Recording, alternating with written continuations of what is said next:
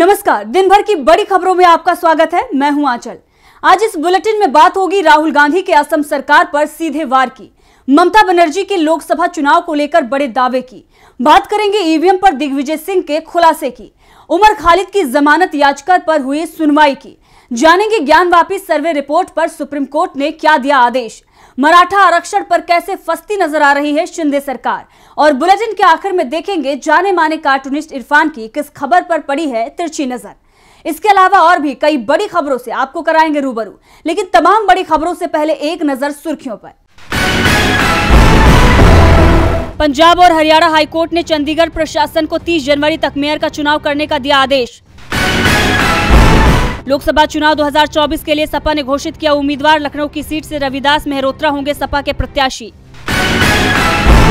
सावरकर को भारत रत्न नहीं देने पर संजय राउत का मोदी सरकार पर निशाना, कहा बीजेपी का हर कदम राजनीतिक स्वार्थ। तेजी के साथ बंद हुआ शेयर बाजार, सेंसेक्स 690 अंकों की तेजी के साथ 71,060 अंक पर हुआ बंद, निफ्टी 215 अंकों की तेजी के साथ 21,454 अंक पर हुआ बंद। तो ये थी सुर्खियां। अब बात आज की सबसे बड़ी खबर की। राहुल गांधी की भारत जोड़ो न्याय यात्रा जब से असम पहुंची है तभी से इस राज्य में हंगामा मचा हुआ है। राज्य की हिमंत बिस्वा शर्मा सरकार यात्रा के रास्ते में रुकावट डाल रही है और अब राहुल गांधी के खिलाफ एफआईआर भी दर्ज कर लिया गया है। लेकिन राहुल गांधी ने भी साफ कर दिया है कि वो नहीं डरते और बीजेपी की सरकार से तो बिल्कुल भी नहीं। राहुल असम के बारपेटा में पहुंचे तो आज की यात्रा में क्या हुआ खास और राहुल गांधी ने क्या दिया बयान, देखिए इस रिपोर्ट में। भारत जोड़ो न्याय यात्रा से बीजेपी की नींद उड़ी हुई है, इसीलिए जब से यात्रा असम पहुंची है और लोगों का भारी समर्थन राहुल गांधी की यात्रा को मिला है तभी से बीजेपी परेशान नजर आ रही है। असम की बीजेपी सरकार यात्रा में लगातार रुकावट डाल रही है। सीएम हिमंता के निर्देश पर राहुल गांधी और कांग्रेस के दूसरे नेताओं के खिलाफ एफआईआर दर्ज कर ली गई है, तो दूसरी तरफ राहुल गांधी ने ऐलान कर दिया है कि वो इस तरह की एफआईआर से डरने वाले नहीं हैं। सरकार एक ही जगह 25 एफआईआर दर्ज करवा सकती है। उन्होंने एक बार फिर से असम के सीएम को देश का सबसे भ्रष्ट सीएम बताया है। राहुल गांधी ने असम के बारपेटा में कहा कि सीएम हिमंता केंद्रीय गृह मंत्री अमित शाह के हाथों की कठपुतली बने हुए हैं।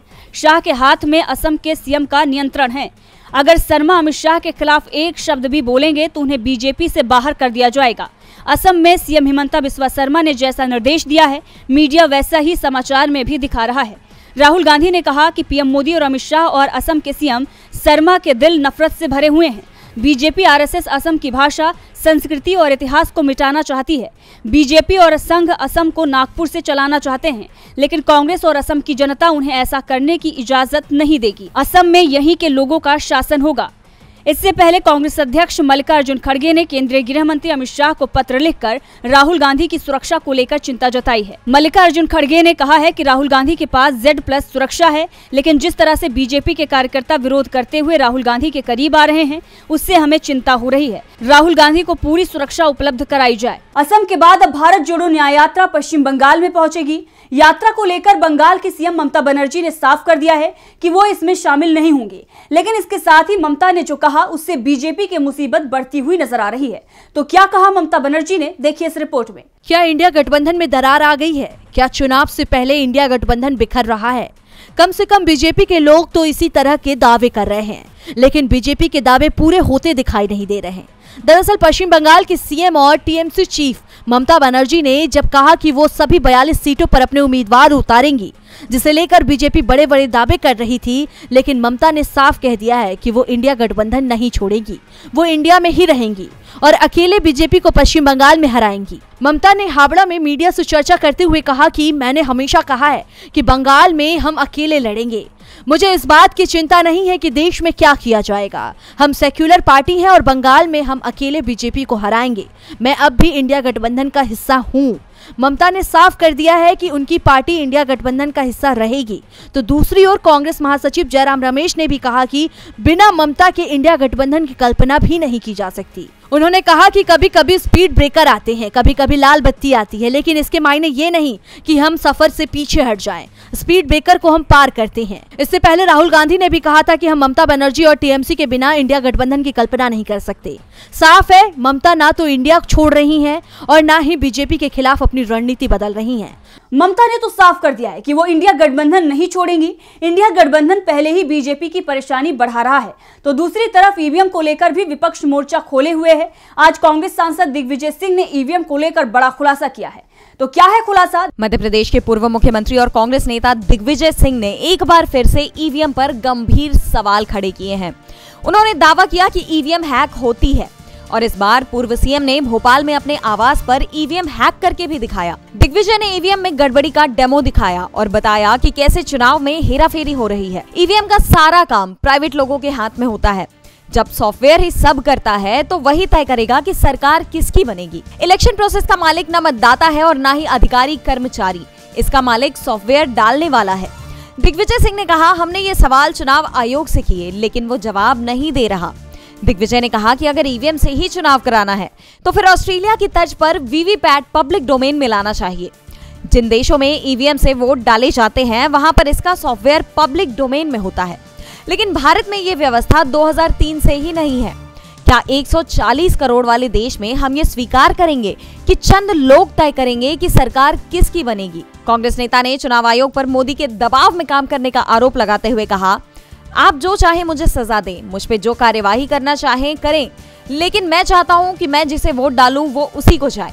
दिग्विजय सिंह ने मीडिया कर्मियों से खुद डमी ईवीएम का बटन दबाने को कहा और इसके बाद बताया कि कैसे वोटों की संख्या और वीवीपैट से प्राप्त होने वाली पर्ची में बदलाव किया जा सकता है। दिग्विजय ने दिखाया कि कैसे ईवीएम से जैसा चाहे वैसा परिणाम हासिल किया जा सकता है। उन्होंने कहा कि ईवीएम को हटाया जाए या फिर वीवीपैट की पर्ची मतदाता को हाथ में दी जाए, जिसे वो मतपेटी में डाले और इसी पर्ची को गिना जाए। ईवीएम को लेकर विवाद बढ़ता ही जा रहा है। चुनाव आयोग मुश्किल में नजर आ रहा है, तो दूसरी तरफ मुश्किल में जेएनयू के पूर्व छात्र उमर खालिद भी नजर आ रहे हैं, क्योंकि उनकी जमानत याचिका पर कोर्ट में सुनवाई नहीं हो पा रही है। तारीख मिलती है पर सुनवाई नहीं हो रही है। आज भी सुनवाई नहीं हुई थी, नई तारीख मिल गई है। जवाहरलाल नेहरू यूनिवर्सिटी के पूर्व छात्र उमर खालिद को फिलहाल सुप्रीम कोर्ट से राहत नहीं मिली है। शीर्ष अदालत में जस्टिस बेला एम त्रिवेदी और जज उज्जवल भुइया की पीठ ने कहा कि खालिद की जमानत याचिका पर 31 जनवरी को सुनवाई होगी। कोर्ट ने प्राथमिकता के आधार पर इस मामले की सुनवाई का आदेश पारित किया। बता दें कि सुप्रीम कोर्ट ने जस्टिस प्रशांत कुमार ने पिछले साल 9 अगस्त को खालिद की याचिका पर सुनवाई से खुद को अलग कर लिया था। दिल्ली मामले में 3 साल पहले दिल्ली पुलिस ने सितंबर 2020 को जेएनयू के पूर्व छात्र नेता उमर खालिद को गिरफ्तार किया था। गिरफ्तारी के बाद से वो जेल की सलाखों के पीछे हैं। हाई कोर्ट से लेकर सुप्रीम कोर्ट तक वो जमानत की फरियाद लगा चुके हैं, लेकिन उन्हें अभी तक जमानत नहीं मिली है और आज एक बार फिर सुप्रीम कोर्ट से उन्हें निराशा हाथ लगी है। उमर खालिद की जमानत याचिका पर अब 31 जनवरी को सुनवाई होगी। वरिष्ठ वकील सीयू सिंह ने अदालत से कहा कि वो सुनवाई के लिए तैयार थे, लेकिन कोर्ट की बेंच सिर्फ 1 बजे तक बैठेगी। ऐसे में केस की सुनवाई के लिए समय नहीं है। इसके बाद अदालत ने मामले पर 31 जनवरी को सुनवाई करने के लिए कहा है, ताकि केस की सुनवाई के लिए समय रहे। आपको बता दें कि इस मामले में सुप्रीम कोर्ट में 10 जनवरी को सुनवाई होनी थी, फिर ये सुनवाई 24 जनवरी तक के लिए टाल दी गई थी। 2023 में उमर खालिद की जमानत पर एक दिन भी सुनवाई नहीं हुई थी। उमर खालिद सितंबर 2020 से ही जेल में बंद है। उन पर आरोप है कि उन्होंने फरवरी 2020 में उत्तर पूर्वी दिल्ली में हुए सांप्रदायिक टकराव में उनका हाथ था। उनके खिलाफ 2 एफआईआर दर्ज है, यानी उमर खालिद को एक बार फिर मायूसी हाथ लगी है। आपको बता दें कि इस मामले की पिछली सुनवाई में सुप्रीम कोर्ट की जज जस्टिस बेला त्रिवेदी ने साफ किया था कि अब इस मामले को और नहीं टाला जाएगा, लेकिन एक बार फिर सुनवाई को टाल दिया गया है। तो उमर खालिद की जमानत का इंतजार बढ़ता ही जा रहा है, लेकिन ज्ञानवापी के सर्वे रिपोर्ट का इंतजार अब समाप्त हुआ है। एएसआई ने अपनी सर्वे रिपोर्ट कोर्ट को सौंप दी है, जिस पर आज कोर्ट ने बड़ा आदेश दिया है। तो क्या कहा है कोर्ट ने, देखिए इस रिपोर्ट में। 32 साल से चले आ रहे ज्ञानवापी केस में कोर्ट ने अपना फैसला सुनाया है। मामले में कोर्ट के आदेश पर एएसआई ने अपनी सर्वे रिपोर्ट प्रस्तुत की थी, लेकिन उसके साथ ही रिपोर्ट को सार्वजनिक न करने की मांग भी की थी। रिपोर्ट को लेकर हिंदू पक्षकारों की मांग थी कि एएसआई की रिपोर्ट को सार्वजनिक किया जाए, ताकि सब दूध का दूध और पानी का पानी हो जाए। जिस पर अपना फैसला सुनाते हुए कोर्ट ने कहा कि एएसआई की रिपोर्ट दोनों पक्षों को प्रदान की जाएगी। दोनों पक्षों ने कोर्ट के इस फैसले पर सहमति जताई है। आपको बता दें कि मुस्लिम पक्ष ने लंबे समय से बंद पड़े वजूखाने की सफाई के लिए भी कोर्ट में याचिका दाखिल की है, जिस पर कोर्ट ने कोई फैसला नहीं सुनाया है। दूसरी ओर इलाहाबाद हाईकोर्ट के न्यायाधीश मनीष कुमार निगम ने ज्ञानवापी मस्जिद के अंदर शिवलिंग को छोड़कर वजूखाना क्षेत्र के सर्वे को लेकर दाखिल पुनरीक्षण याचिका पर सुनवाई से खुद को अलग कर लिया है।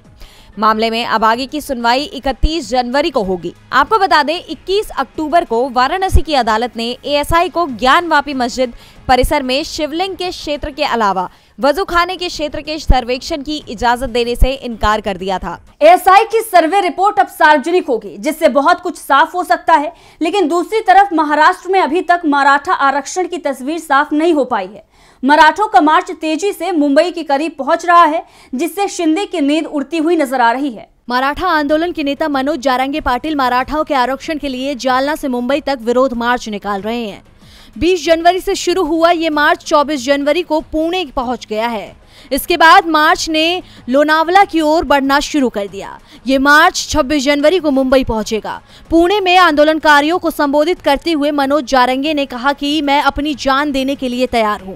अगर ये लोग मेरी जान लेने की कोशिश करेंगे तो पूरे महाराष्ट्र का एक भी रोड खाली नहीं रहेगा। मैं बिना आरक्षण के वापस नहीं जाऊंगा।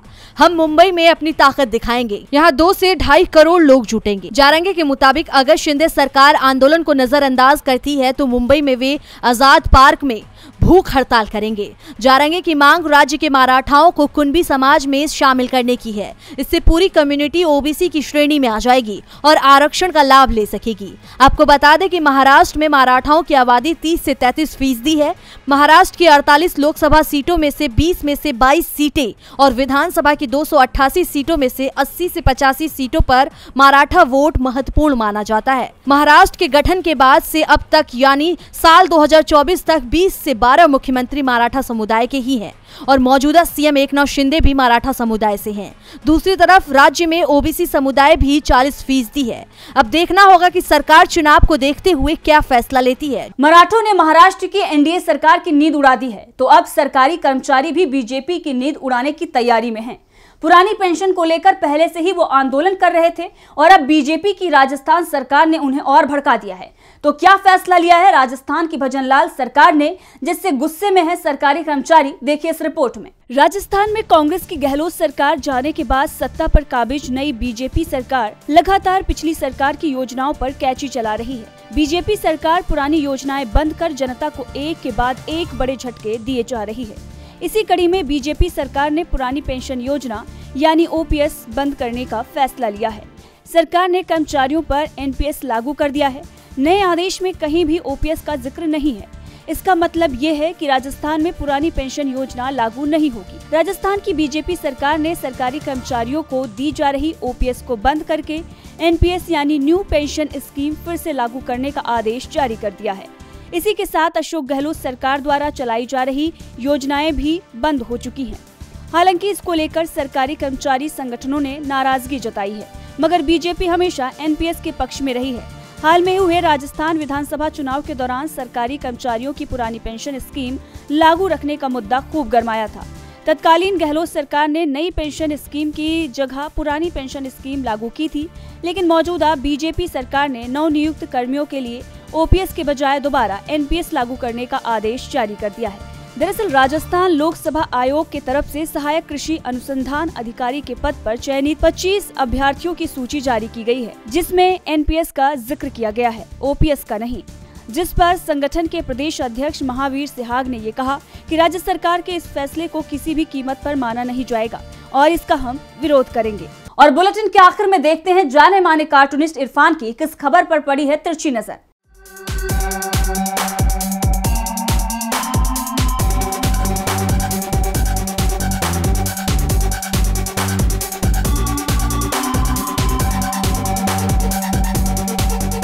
प्रधानमंत्री नरेंद्र मोदी ने अपने मुख्यमंत्रियों को अपनी टीम के साथ में अयोध्या में दर्शन करने के लिए कह दिया है।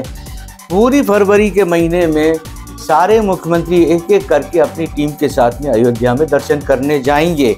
उसके साथ ही पीएम ने अपने मंत्रियों को कहा है कि भाई ज़रा जाकर जनता से पूछें कि कैसा फीडबैक रहा, क्योंकि अगर आप किसी कार्यक्रम को इवेंट की तरह करते हैं तो उसका फीडबैक भी तो चाहिए होता है, क्योंकि अभी और भी इवेंट आना बाकी है।